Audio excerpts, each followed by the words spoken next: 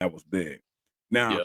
from a previous conversation that we done had, you explained at one point in time, you was hanging around people that wasn't as motivated, and because they wasn't that motivated, you kind of fall back and you was operating in that space.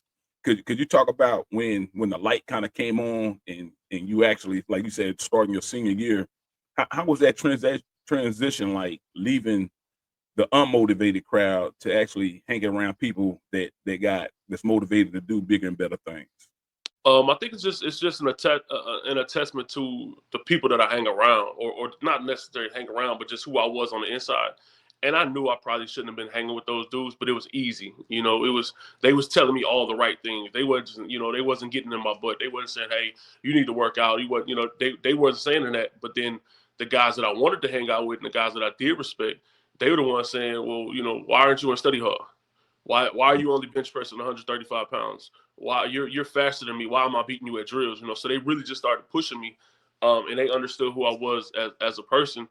So when they wouldn't let me, and Coach Southern was pretty vocal. He's like, "Hey, this guy here, he's gonna be off the team or he's gonna play."